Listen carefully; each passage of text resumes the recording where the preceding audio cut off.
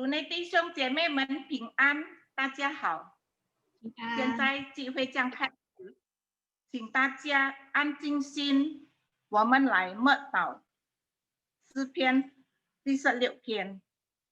神啊，求你保佑我，因为我投靠你。你的心啊，你曾对耶和华说：“你是我的主，我的好处不在你以外。”阿们。好，接下来我们来唱诗，活出主的爱。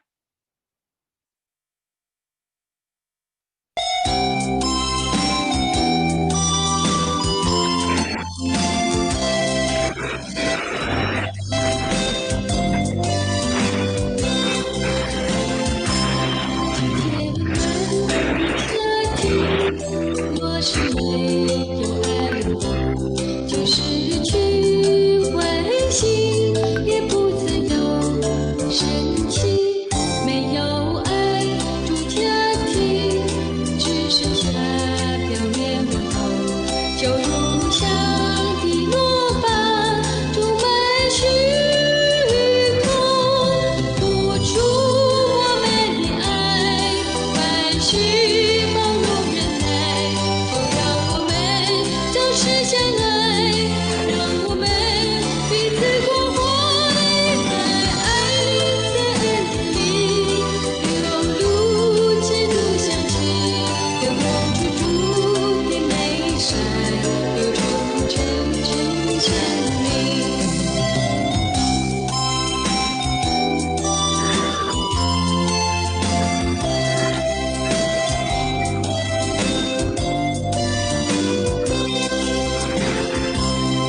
天温暖的家庭，若是没有爱流露，就失去温馨，也不再有生气。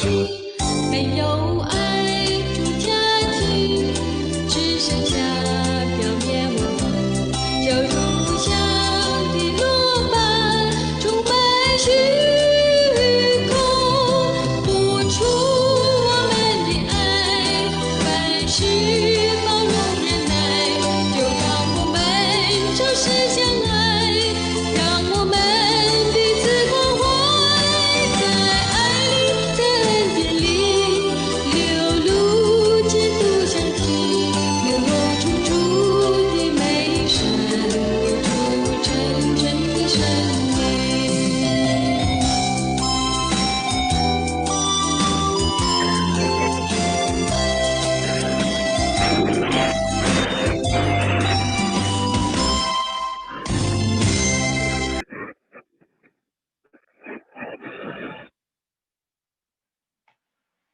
好，接下来我们来祷告。慈悲爱我们的天父，我们满心感谢主的恩典和你的保守，让我们度过了2020年。今天是2021年第2个礼拜的家长团契。虽然我们只能在网上见面，但我们还是要感谢主，给我们有美好的机会。在疫情当中，求主给我们众弟兄姐妹们都有平安健康的身体，求主坚强我们的信心，每时每刻都要依靠仰望主。我们在此要为着在软弱病痛当中的弟兄姐妹们祷告，也为着陈先生祷告。陈先生因上次曾经跌倒之后，有伤到腰部，印尼话说是saraf kejepit，影响到脚，走路会痛。我们求主耶稣灵敏医治，拯救陈先生，还有一些在软弱当中的，使大家还有陈先生能早日康复，脱离一切病痛。阿们。谢谢天父，主啊，我把今天的聚会从头到尾都交托在主你大人手中。今天有马菲安传道为我们分享主的话语，我们大家预备心，一起来思想主的话语，也祝福茂县传道的师风和他的家人。感谢天父，我们如此祷告，是奉靠耶稣基督圣名求，阿们。接下来我们来读经，诗篇119篇129节到132节，129节到132节，我们大家一起来读。你的法度奇妙，所以我一心勤守。你的言语一解开，就发出亮光，使一人通达。我张口而气喘，因我切慕你的命令。求你转向我，怜悯我，好像你素常待那些爱你名的人。读经到此，阿们。我们在唱诗宣教的中国。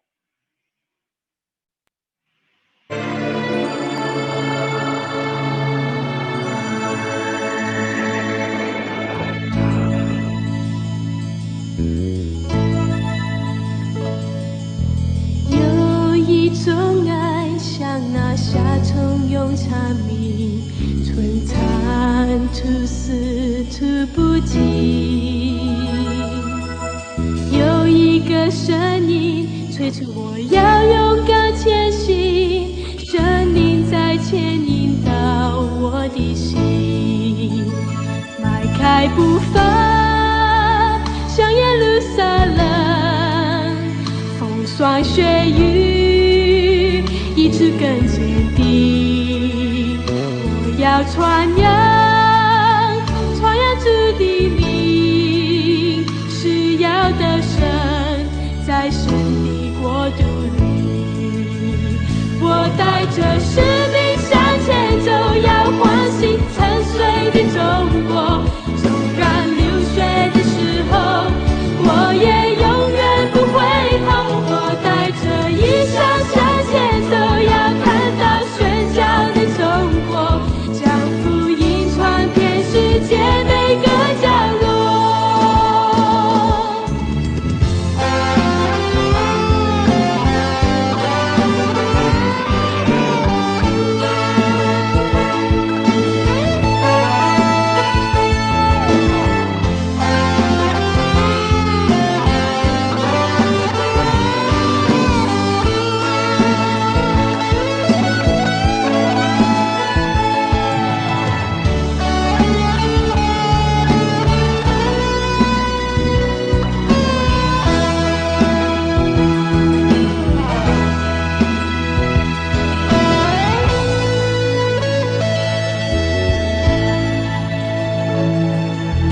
有一种爱，像那夏虫用茶米，春蚕吐丝吐不尽。有一个声音催促我要勇敢前行，生命在牵引到我的心，迈开步伐向耶路撒冷，风霜雪雨一直更坚定。我要传扬主的名，是要得胜在神的国度里。我带着使命向前走，要唤醒沉睡的中国。纵然流血的时候，我也永远不会痛。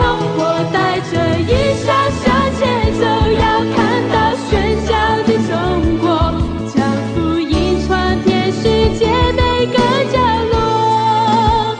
我带着使命向前走，要唤醒沉睡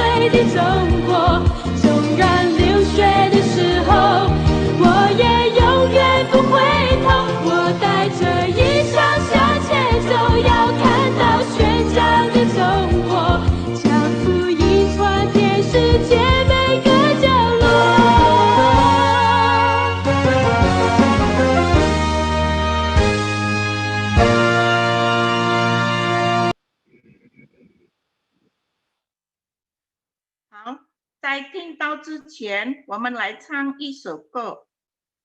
Sebelum mendengarkan firman Tuhan, kita naikkan satu pujian. Tuhan penuhiku dengan firman-Mu.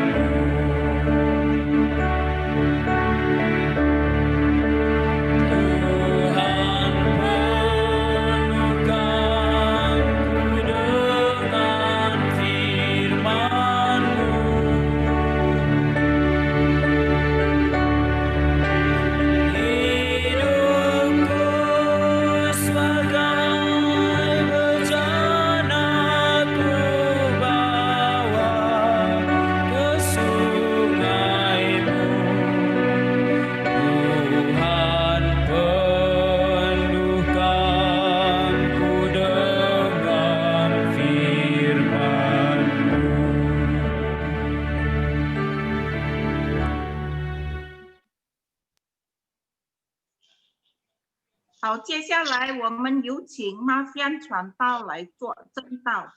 Waktu kami persilakan Bu Injil Mafian yang akan membawakan firman Tuhan. Terima kasih. Ya, oke, baik. Selamat sore Ibu Bapak yang terkasih dalam Tuhan.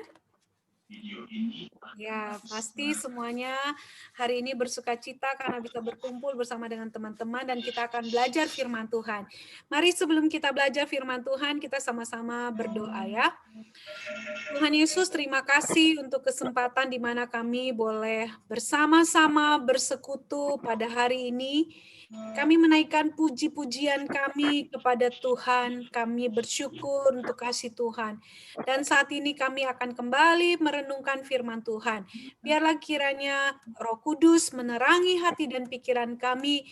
Dengan waktu yang ada ini, kami bersungguh-sungguh dapat mengerti kebenaran-Mu dan belajar kembali taat melakukan apa yang Tuhan mau. Karena itu kami serahkan waktu ini, di dalam nama Tuhan Yesus kami berdoa mohon pertolongan-Mu. Amin.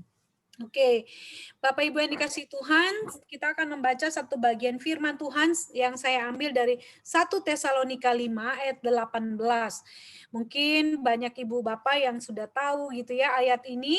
Nah, saya akan membacakannya sekali lagi buat kita.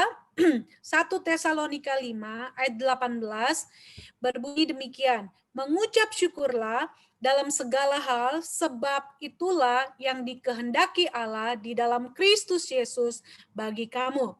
Oke, demikian pembacaan firman Tuhan kita pada sore hari ini.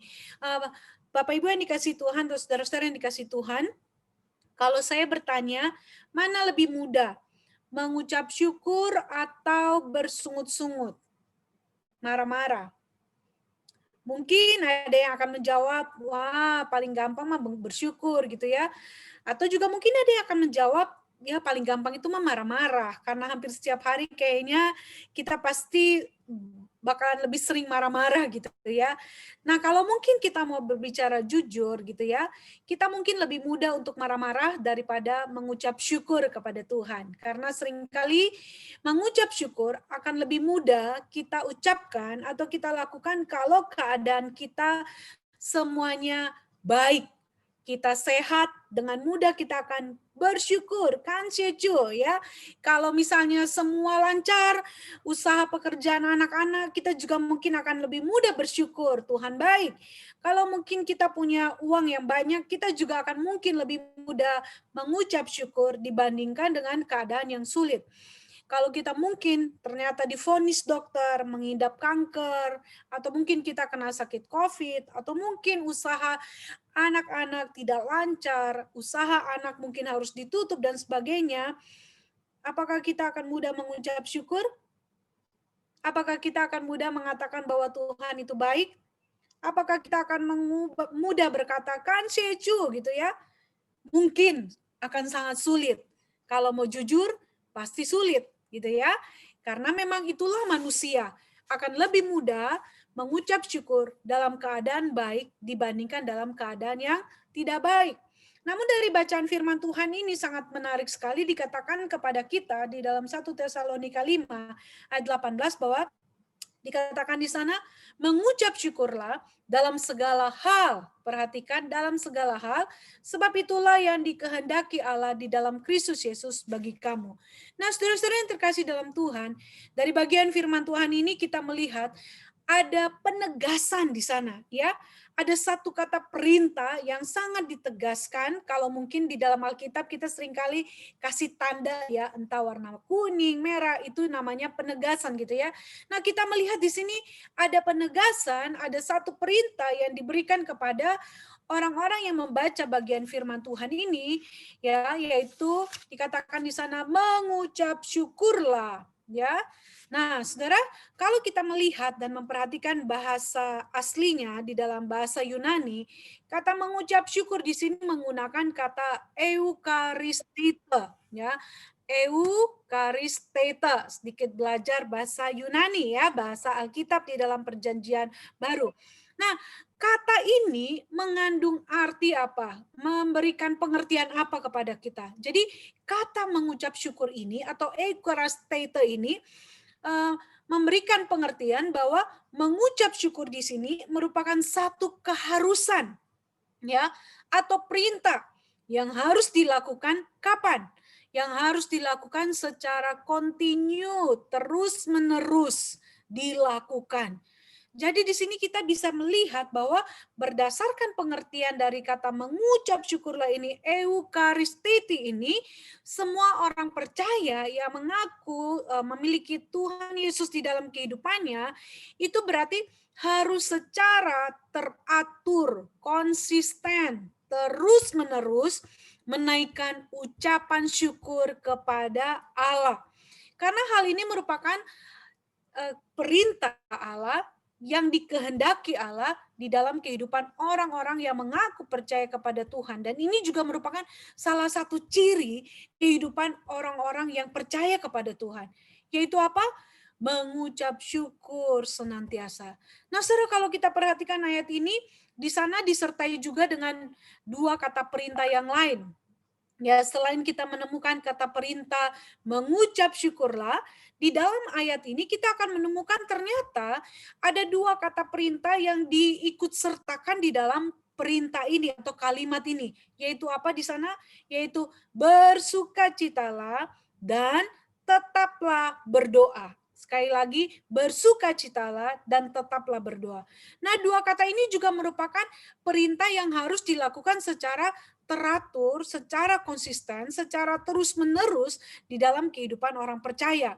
Jadi saudara, kalau kita lihat pengertian ini, maka kita bisa mengatakan bahwa bersukacita, berdoa, mengucap syukur adalah sesuatu yang harus, ya, mutlak dimiliki oleh orang-orang yang mengaku percaya kepada Tuhan.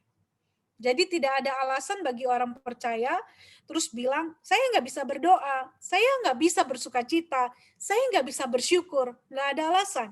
Karena kalimat ini atau perintah yang dikatakan di dalam firman Tuhan ini jelas sekali mengatakan bahwa orang Kristen harus dapat bersukacita, harus terus-menerus berdoa, dan harus terus-menerus mengucap syukur secara teratur di dalam kehidupannya. Nah, saudara-saudara, melalui bagian firman Tuhan ini jelas bagi kita bukan bahwa dari sudut pandang Allah, dari sudut pandang Tuhan, kita harus mengucap syukur untuk segala hal yang diperkenankan Tuhan terjadi atas kehidupan kita. Perhatikan, di sana tadi dikatakan apa?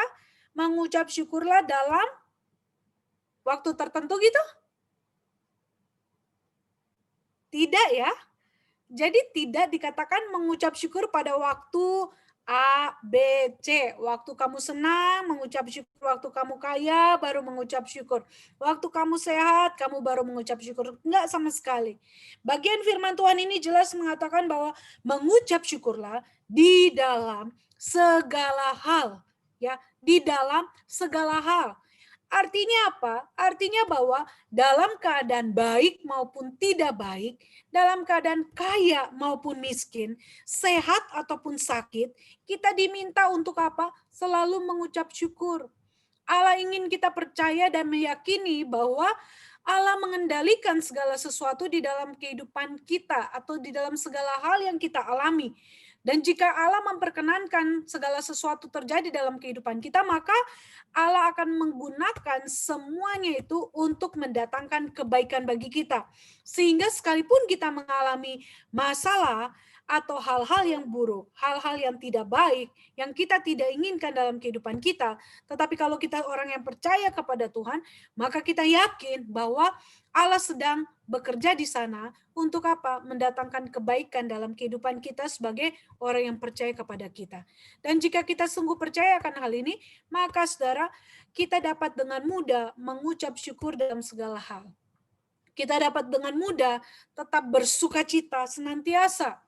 Kita tetap dapat dengan mudah berdoa. Karena seringkali saudara, tiga hal ini kelihatannya mudah, tetapi kalau kita mau berbicara jujur, sulit sekali dilakukan di dalam kehidupan kita, bukan? Karena seringkali kita menganggap bahwa tiga hal ini dapat kita lakukan kalau seperti yang tadi saya katakan, kalau dalam keadaan kita mungkin baik-baik gitu ya. Orang muda berdoa, orang muda bersyukur, orang muda bersukacita gitu ya. Orang muda untuk dapat betul-betul melihat bahwa betapa Tuhan itu baik. Betapa Tuhan itu begitu luar biasa.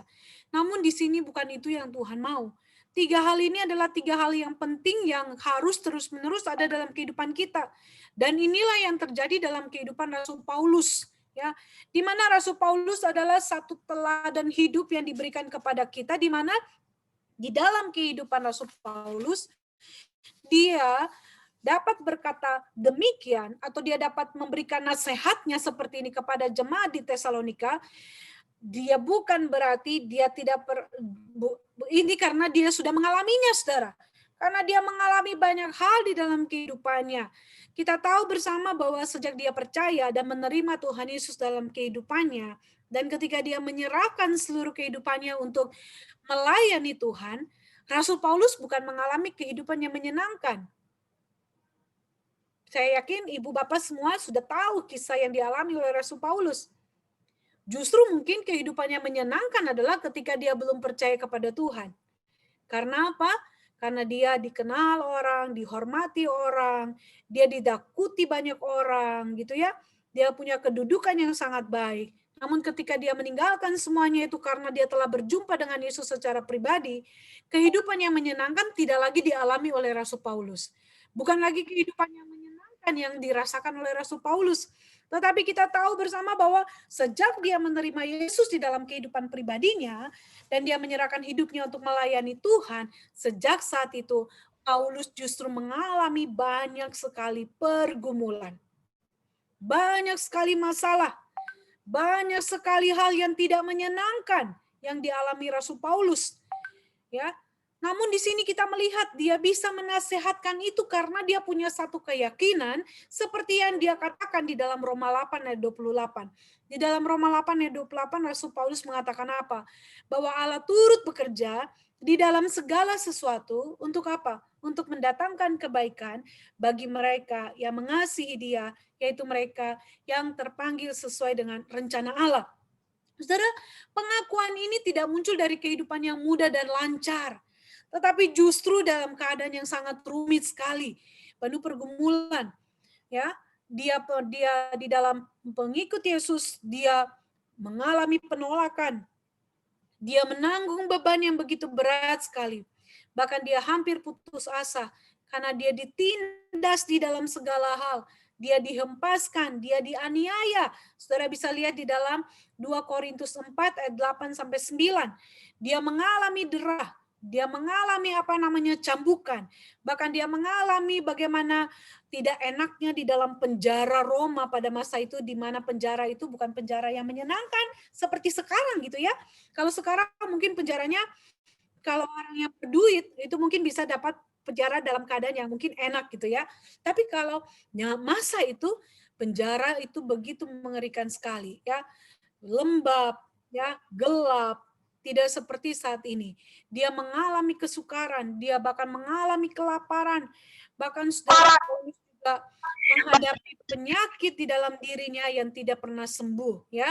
Dan itu yang disebutnya di dalam duri di dalam daging. Bahkan ketika dia menuliskan surat Roma ini, dia tidak dalam keadaan yang aman dan tenang, ya, tetapi menegangkan. Karena pada saat itu ia ada di Korintus, dan ini merupakan akhir dari perjalanannya yang ketiga. Keadaan Paulus pada saat itu digambarkan di dalam Kisah Para Rasul 20 ayat 2-3, di mana pada saat itu orang-orang Yahudi bermaksud untuk apa? Membunuh dia. Sehingga dia terpaksa untuk apa? Membatalkan pelayaran dia ke Syria dan mengambil jalan darat ke Filipi. Nah, saudara lihat di sini. Apa yang dialami Paulus bukanlah satu keadaan yang enak, bukan? Kenyataan yang dihadapi Pauluslah tidaklah mudah. Namun dia tetap belajar untuk apa? Mengucap syukur di dalam segala hal yang ia alami. Bagi Paulus tidak menjadi persoalan apakah keadaan jasmaninya pada saat itu baik atau tidak baik. Yang penting bagi Rasul Paulus adalah bahwa Tuhan ada bersama dengan dia, Tuhan menyertainya, Tuhan tidak pernah meninggalkannya, dan dia merasa bahwa hal yang paling utama adalah karena dia telah menerima kasih karunia dari Tuhan yang begitu besar. Sehingga kalau Bapak Ibu ingat apa yang dikatakan Rasul Paulus, dia bilang apa? Apa yang dahulu kuanggap menjadi sebagai kebanggaan, ya, sesuatu yang sangat begitu luar biasa, itu akhirnya dia anggap itu sebagai sampah. Sebagai sampah. Sesuatu yang tidak bahagia, tidak berarti, bau yang begitu jorok, mengerikan. Bagi dia itu kehidupan dulu di luar Kristus. Tetapi ketika dia berada di dalam Kristus, dia menganggap itu sebagai satu keuntungan yang begitu besar. Sekalipun kalau secara manusia bukan keuntungan yang didapatkan oleh Rasul Paulus. Bukan kesenangan yang dialami oleh Rasul Paulus. Tetapi justru penderitaan, bukan?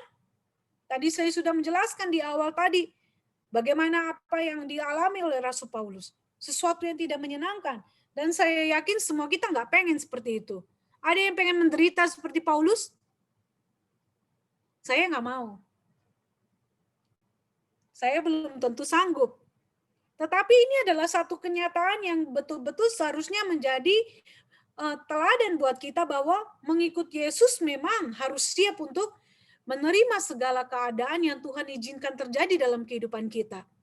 Karena memang ketika mengikut Yesus, jelas apa yang Tuhan Yesus katakan, bahwa kita harus siap memikul salib, dan Tuhan Yesus mengingatkan pada muridnya pada waktu itu, serigala punya liang, tetapi dia tidak punya tempat untuk meletakkan kepalanya.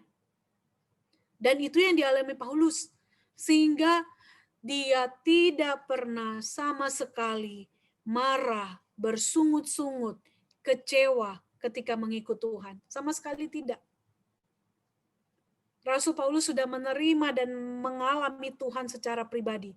Sehingga pengenalannya ini yang membuat Rasul Paulus dapat senantiasa bersukacita, dapat senantiasa bersyukur, dapat senantiasa berdoa kepada Tuhan.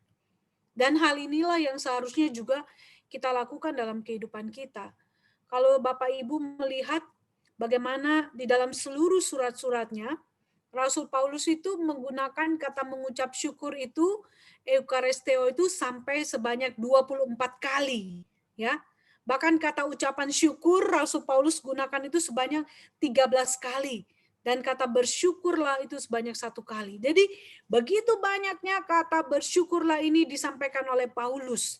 Ya, Paulus betul-betul ingin supaya orang yang percaya, bukan hanya dirinya, tetapi saudara dan saya harus sadar betul bahwa kita harus belajar mengucap syukur. Karena kita harus yakin dan percaya bahwa Tuhan ada bersama dengan kita sekalipun keadaan kita tidak baik.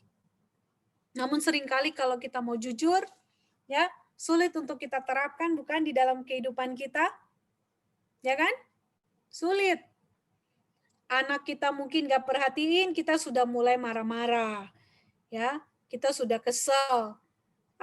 Saya udah gak disayang, saya udah gak dipeduli. Dulu aja waktu masih kecil, mama papa sudah merawat dengan begitu luar biasa. Giliran saya sudah tua, saya tidak dipedulikan, saya tidak diperhatikan. Akhirnya apa? Kita marah kepada Tuhan, kita merasa, Tuhan, kok Tuhan berikan anak saya yang gak baik ya, anak saya kok gak peduli ya, Tuhan, kenapa Tuhan begini, kenapa Tuhan begitu? Atau mungkin kita sekarang kakinya sakit, nggak bisa jalan atau apa. Kita mengeluh, kita marah, Tuhan, kenapa Tuhan izinkan saya kakinya sakit? Saya nggak bisa lagi jalan, saya harus pakai kursi roda, pakai tongkat. Tuhan, kenapa usaha anak saya jadi begini? Ini COVID, kenapa nggak hilang-hilang? Saya kan nggak bisa datang ke Kaleb lagi. Saya nggak bisa pergi makan bareng-bareng teman-teman. Nggak bisa pergi rekreasi ke Bogor, ke Bandung. Biasanya Komisi Kaleb itu luar biasa ya. Kalau misalnya nggak ada COVID, wah bisa pergi kumpul-kumpul, senang, happy, semua bahagia. Mungkin kita juga mungkin merasa, aduh Tuhan, kenapa ini bisa begini? Tahun 2021 berharap bisa lebih baik, tapi kenapa COVID-nya kayaknya tambah banyak, tambah nggak benar ini ya. Nah, kita pasti lebih gampang bukan? Marah-marah, bersungut-sungut kepada Tuhan, bukan? Sulit bukan? Untuk melakukan apa yang dikatakan oleh Rasul Paulus. Padahal seharusnya sebagai orang yang percaya kepada Tuhan, sadar betul bahwa inilah kenyataan kehidupan yang harus kita jalani. Seperti sebuah roda. Roda itu selalu berputar, ya. Apakah ada roda yang selalu posisinya di atas? Nggak ada kan? Ada kalanya roda itu berada di tengah. Ada kalanya roda itu berada di bawah. Itulah sama dengan gambaran kehidupan kita. Ada kalanya kita bisa mengalami keadaan yang sangat menyenangkan, sangat luar biasa, sangat membahagiakan. Bahkan kita bisa keliling dunia, bahkan kita bisa menikmati apa saja dalam kehidupan kita. Tetapi ada kalanya Tuhan bawa ke dalam kehidupan kita untuk kita tidak bisa menikmati apapun dalam hidup ini. Bahkan mungkin ada kalanya betul-betul Tuhan membawa kita seperti pada posisi yang sangat rendah, tidak berdaya, tidak bisa apa-apa, tidak dapat melakukan apa-apa. Tetapi sebagai orang percaya, bagaimana kita memandang semuanya itu? Apakah kita hanya mau menerima yang baik dari Tuhan, sedangkan yang tidak baik kita tidak mau menerimanya? Saudara, ingatlah bahwa Tuhan mau kita harus belajar untuk menerima dengan sukacita setiap keadaan yang Tuhan izinkan kita alami, supaya kita dapat selalu mengucap syukur kepada Tuhan. Saudara, ada seorang penulis bernama Vernon Ground, ya. Dia mengatakan begini, bahwa yang sering kita anggap sebagai kebaikan, kalau kita itu bebas dari penyakit, kalau kita itu selalu punya uang banyak di bank, kalau kita hidup di rumah mewah dan menikmati barang-barang elektronik yang canggih, kalau kita mempunyai pakaian yang bagus, kalau kita berlibur dengan kapal pesiar yang mewah, itu yang Vernon Ground katakan. Kita seringkali menganggap kebaikan Tuhan itu dari hal-hal yang menyenangkan. Sehingga tidak sedikit orang yang mau percaya Tuhan akhirnya kecewa, merasa bahwa kok kayaknya ikut Tuhan hidup saya bukan tambah baik ya. Kok saya percaya Tuhan malah masalah banyak. Kok saya melayani Tuhan kok malah saya mengalami sakit penyakit. Kok saya jadi anak Tuhan kok malah usaha saya nggak maju. Karena mereka mengikut Tuhan dengan maksud dan tujuan apa? Hanya mau menerima yang baik dari Tuhan. Hanya mau menerima berkat-berkat jasmani daripada Tuhan. Tidak mau menerima keadaan yang sulit yang Tuhan izinkan yang sebenarnya untuk apa? Memurnikan iman kita. Memurnikan kasih kita, cinta kita kepada Tuhan. Apakah cinta kita, kasih kita, iman kita akan tetap ada kepada Tuhan sekalipun keadaan yang Tuhan izinkan kita itu tidak baik. Sekalipun kita dalam keadaan yang sakit, sekalipun kita dalam keadaan yang lemah. Tuhan sedang memurnikan iman kita. Oleh sebab itu, saudara-saudara, seharusnya kita dapat terus belajar seperti apa yang dialami oleh Rasul Paulus. Jangan kita mengikuti arus yang ada di dalam dunia ini, gitu ya. Dunia ini kan bilang bahagia kalau punya segala sesuatu. Salah, keliru. Bahagia itu justru ketika kita punya Yesus di dalam hati kita. Sebab hanya Yesus yang dapat memberikan kebahagiaan yang sesungguhnya. Bahkan ketika kita mati, Tuhan memberikan sukacita, bahagia selama-lamanya, kekekalan yang tidak akan bisa diberikan oleh dunia ini. Karena itu mari Bapak Ibu yang dikasih dalam Tuhan, apa yang dikatakan di dalam Tesalonika ini, kita jadikan bagian yang sungguh nyata dalam kehidupan kita. Kita mengucap syukur, kita juga berdoa, kita juga bersukacita senantiasa. Karena apa dikatakan di sana? Itulah yang dikehendaki Allah di dalam Kristus Yesus bagi kamu. Ya, itu yang dikehendaki Tuhan. Dan orang yang bersyukur di dalam kehidupannya pasti akan betul-betul dapat menjalani hari-harinya dengan sukacita. Tapi orang yang tidak pernah bersyukur, yang suka marah-marah, bersungut-sungut, pasti sulit sekali untuk bersukacita. Nanti tambah tua loh. Rahasia awet muda itu apa? Bersyukur senantiasa, bersukacita di dalam Tuhan ya. Makanya kan ada bilang, hati yang gembira itu adalah apa? Obat. Kalau Bapak Ibu kerjaannya cuma marah-marah, bersungut-sungut, maka itu akan membuat kita dapat terus merasakan hidup ini kayaknya menderita gitu ya. Jangan. Tapi marilah belajar untuk melihat segala sesuatu yang kita alami merupakan satu bagian yang Tuhan izinkan untuk apa? Mendatangkan kebaikan bagi setiap kita yang mengasihi Dia, yang dipanggilnya, gitu ya. Dan itu ingat jadi perintah Tuhan buat kita, ya. Karena itu mari mulai dari saat ini, susah senang, sehat sakit, kaya miskin, ingat harus selalu mengucap syukur, ya. Karena inilah perintah daripada Tuhan, ya. Mengucap syukurlah senantiasa supaya kita dapat menjalani hari-hari kita, sekalipun nggak pergi kemana-mana karena ada COVID, kita tetap bersukacita, kita tetap senang, kita tetap happy. Apalagi ada persekutuan Kaleb setiap hari Kamis, paling tidak kita masih tetap bisa saling melihat, walaupun hanya lewat layar handphone atau laptop kita, tetapi kita bisa saling menguatkan, mendoakan, menghibur satu dengan yang lain. Karena itu, mari sama-sama sekali lagi ingat, mengucap syukurlah dalam segala hal, sebab itulah yang dikehendaki Allah di dalam Kristus Yesus bagi kamu, bagi kita semua. Amin. Amin. Mari kita masuk di dalam doa. Tuhan Yesus, terima kasih, kami bersyukur, kami diingatkan kembali Tuhan, untuk selalu mengucap syukur di dalam segala keadaan.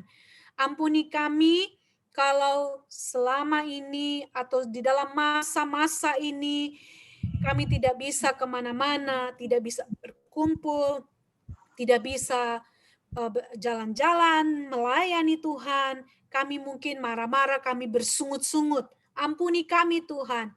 Kami mau belajar untuk dapat menikmati apapun yang Tuhan berikan dalam kehidupan kami. Apapun yang Tuhan izinkan dalam kehidupan kami. Karena kami percaya bahwa kasih karunia Tuhan tidak akan pernah berkesudahan dalam kehidupan kami. Kami percaya bahwa semuanya itu untuk menempa kami, melebur kami, sehingga kami punya iman yang murni, kasih yang murni kepada Tuhan. Bukan kasih karena, tetapi kasih yang sesungguhnya. Sehingga Tuhan, kami dapat hidup memuliakan Tuhan senantiasa. Terima kasih Tuhan untuk persekutuan kami. Di dalam nama Tuhan Yesus kami berdoa. Amin. Terima kasih, Marvian Chantal. Ya. Melalui firman Tuhan, iman kita boleh disegarkan. Tuhan memberkati pelayanan Chantal. 阿面。阿明。好，这个时候我们要做会务报告。Kita akan beritakan seputar Caleb。下周四讲演就是1月21日，讲演有多米传道，竹林香美瑞姐妹。Kamis depan pelayanan yang memberitakan Injil adalah Guru Injil Tommy dan liturgis adalah Ibu Xia Meidri. 感谢主，今天我们有一位姐妹，就是陈品英姐妹，要唱诗赞美我们的主。Terima kasih pada sore hari ini, Saudari Pinyin akan mempersembahkan sebuah puji-pujian. 好，我把这个时间交给品英姐妹。Saya persilakan Saudari Pinyin yang akan menyampaikan puji-pujian.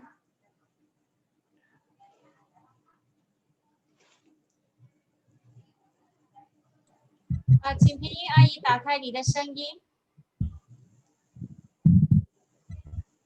平英阿姨还没有打开声音。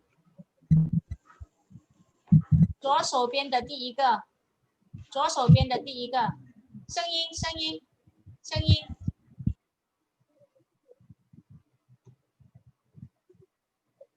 你的左手，你的左手边的第一个。你的左手边的第一个，你点一下你的手机，有一个麦克风的地方，有一个麦克风的地方，麦克风的地方，有看到有一个麦克风吗？ Ya, kayaknya di mute Bu Angela sama dia. Iya, dia bisa. Jangan di mute Bu. Iya, dia mute. Jadi dia mau buka sendiri. Di mute. Iya, dia nggak bisa ya? Dipencet.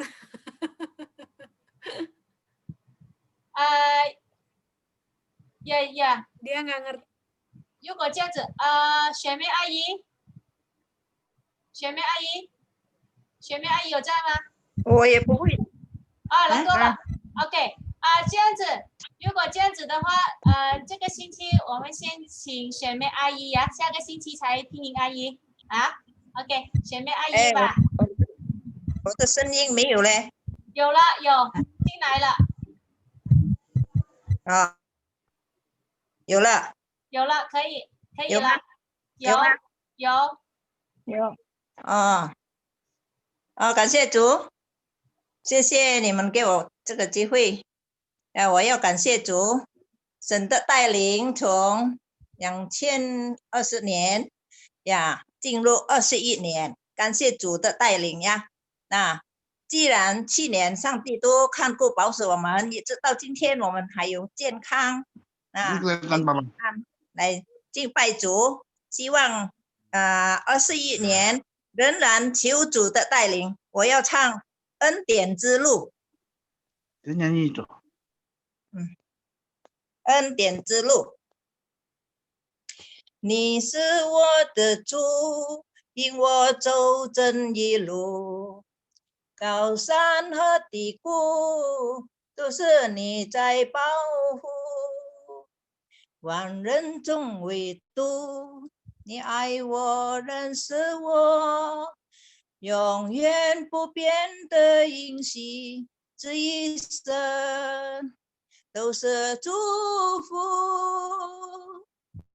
一步又一步，这是恩典之路，你爱你手将我紧紧抓住，一步又一步，这是盼望之路，你爱你手牵引我走这人生路，一步又一步，这是恩典之路，你爱你手，将我紧紧抓住，一步又一步，这是恩典之路。你爱你手，牵引我走这人生路。阿门。感谢主，谢谢大家。谢谢美姐妹，但愿一切歌颂赞美都归给我们在天上的父。